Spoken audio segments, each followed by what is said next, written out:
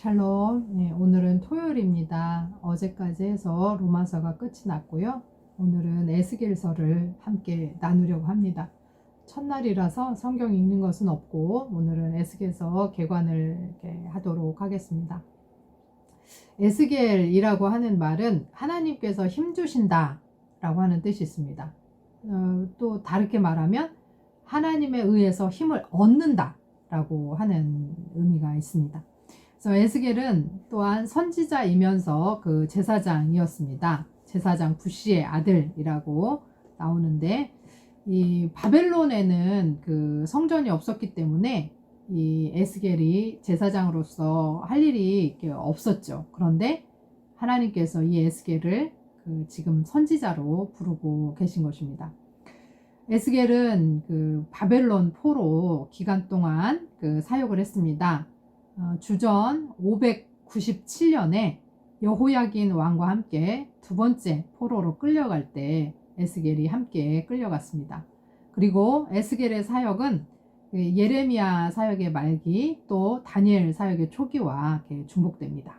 그래서 이 에스겔은 포로로 끌려간 지 5년 되던 해부터 해가지고 약 22년 동안 선지자로서 부름을 받아서 자기의 온 삶을 하나님께 드렸습니다.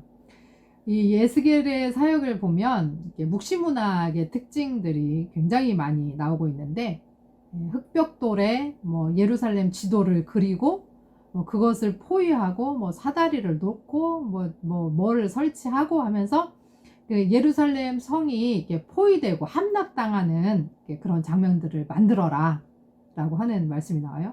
그리고 390일 동안 또 40일 동안 밧줄로 온 몸을 동이고 한쪽으로만 누워서 왼쪽으로만 누워서 또는 오른쪽으로만 누워서 있어라. 너는 못 움직일 것이다. 그 다음에 또 인분 불을 피워서 떡을 구워 먹어라 라고 하는 것. 그리고 너의 아내가 죽을 건데 슬퍼하거나 울거나 눈물을 흘리지 말아라. 이런 것들을 통해서 그 선지자, 부름받은 자의 삶을 상징적으로 사용해서 하나님의 강력한 메시지를 전해야 했습니다. 여러분, 이런 걸 봤을 때 진짜 예레미야도 그렇고 이 에스겔도 그렇고 선지자 노릇 하기가 너무 힘듭니다. 그러니까 막 손에서 불 나가고 사람 살리고 막 이런 어떤 능력, 어벤져스 같은 능력이 있으면 해볼 만한데 맨날 매 맞고 쫓겨다니고 390일 동안 막 묶여서 한쪽으로만 누워있고 인분불을 부어서 구워서 불 피워서 떡 구워 먹어야 되고 아내가 죽었는데도 슬퍼할 수도 없고 이런 상황들 진짜 도저히 그냥 한 평범한 인간으로서는 담당할 수 없는 그런 일들을 감당하고 있습니다. 그런데 도대체 그렇다면 이런 일들을 왜 시키는가? 그것은 에스겔의 주제가 심판이기 때문에 그렇습니다. 에스겔은 적국의 심장부에 살고 있는 고집센 이스라엘 백성들에게 하나님의 진노를 불러온 죄악들을 나열합니다. 그러면서 이 포로 생활을 하는 백성들에게 고국 땅으로 곧 돌아갈 것이다 라고 하는 이 희망이 얼마나 터무니없는 희망인지를 선포하고, 예루살렘과 예루살렘 성전은 반드시 심판받아서 멸망할 것이고 또 이 바벨론 포로의 기간이 결코 짧지 않을 것이다 라고 선포합니다. 이 유다의 패역은 그 핵심이 뭐냐? 바로 성전의 타락이고 지도층들의 타락이 있습니다. 그리고 특별히 정치적으로 종교적으로 지도자들이 타락해서 국가 전체가 타락했음을, 그래서 이 정치적인 종교적인 지도자들의 영향이 국가 전반적으로 미치고 있다는 것을 분명히 말하고 있습니다. 그러나 에스겔의 그 주제는 심판만이 아니라 심판 뒤에 이어지는 회복이 또한 같이 따라옵니다. 포로기 동안의 유다는 비록 태양 아래 이 마른 뼈들과 같이 빼빼 마르고 아무 힘도 없고 그냥 죽어 나자빠져 있는 그런 모습이지만 하나님께서는 그들을 다시 회복하셔서 생기를 불어 넣으실 것이다 라고 선포하고 있습니다. 유다의 타락에도 불구하고 하나님께서는 당신이 맺으신 그 언약을 끝까지 하나님의 신실하심으로 지키신다. 그래서 언약 백성들을 회복시키실 것이다. 이것을 성전 재건을 통해서 선포하고자 하십니다. 이것은 유다의 어떠함 때문에 일어나는 것이 아니라 하나님의 긍휼하심, 하나님의 온전한 자비에 의한 것이다 라고 하는 것입니다. 이 에스겔에서 1장에서 3장까지는 그래서 에스겔의 소명장입니다. 그래서 선지자로 부르시는 내용, 4장부터 24장까지는 예루살렘과 유다에 대한 심판의 말씀이 나오고, 25장부터 32장까지는 이방 민족에 대한 심판이 나옵니다. 특별히 29장부터 32장까지 애굽에 대한 심판이 나오고, 33장부터 39장까지는 하나님의 백성의 새로운 미래, 회복 비전 이런 것들이 나오는데, 특별히 여기서 양떼를 구하고 먹이는 목자의 이미지가 나오는데, 이것은 예수 그리스도를 예표한다라고 하겠습니다. 또 40장부터 48장까지는 새로운 성전 건축이 나옵니다. 이 새로운 성전의 건축은 하나님의 임재와 언약의 회복과 이스라엘의 회복을 이렇게 이야기합니다. 그래서 48장 마지막에 나오는 여호와 삼마라고 하는 말씀은 여호와께서 거기에 함께 계신다라고 하는 말인데, 여호와 삼마와 또 예루살라임이라고 하는 말이 발음이 비슷한데, 여호와 삼마, 하나님이 거기 계신다라고 하는 말과 성전이 있는 예루살라임, 평화의 성, 거룩한 성, 하나님이 계시는 곳이라고 하는 발음이 비슷한 것을 통해서 여호와 삼마, 하나님이 거기 계신다, 성전의 회복을 온전히 선포하는 것을 봅니다. 오늘도 우리는 하나님 앞에 여전히 죄 가운데 있고 죄악된 모습을 가지고 살아갑니다. 그래서 당연히 심판받을 수밖에 없지만, 하나님께서는 긍휼과 자비로 당신의 언약을 들고 와서 우리를 구원해 주십니다. 그래서 여호와 삼마, 언제나 여호와께서 거기에 계신다, 임마누엘 하시는 그 하나님께서 우리에게 임재하시고 우리와 함께 하시기를 원하신다는 걸 잊지 말고, 또 선지자로 부름받은 이 에스겔이 얼마나 험악한 세월을 살면서 22년 동안 말씀을 전했는가.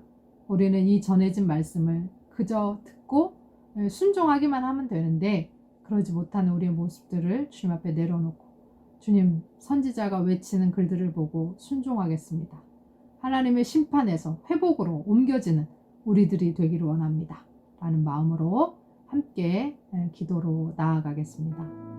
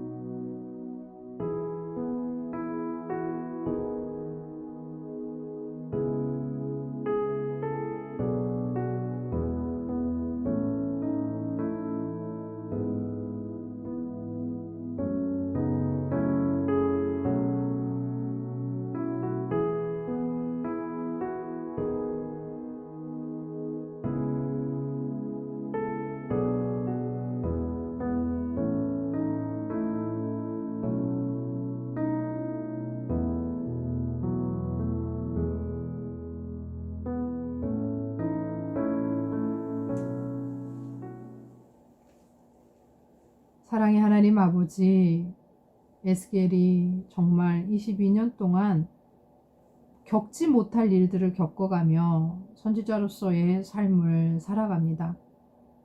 그 이스라엘의 폐역의 핵심에는 성전이 타락했고 종교 지도자들이 타락했음을 보여줍니다. 성전의 타락은 하나님을 예배하는 것의 타락이었으며 하나님과의 관계가 깨어졌음을 의미합니다. 그래서 에스겔을 통해서 하나님께서 심판도 말씀하시지만 새로운 성전을 건축함으로 말미암아서 회복을 외치시는 것을 봅니다. 하나님, 우리 안에 무너졌던 그곳들을 하나님께서 세워주시고 하나님께서 일으켜 주셔서 온전히 하나님이 거하시는 곳 임마누엘 하시는 성전으로 새롭게 세워질 수 있도록 주님 도와 주시옵소서. 우리의 마음을 주의 보혈의 피로 씻고 덮어 주셔서 주님 모시기에 합당한 자들로 삼아 주시며 온전히 하나님을 예배하는 우리들 되게 하여 주시옵소서. 예수 그리스도의 이름으로 기도합니다. 아멘.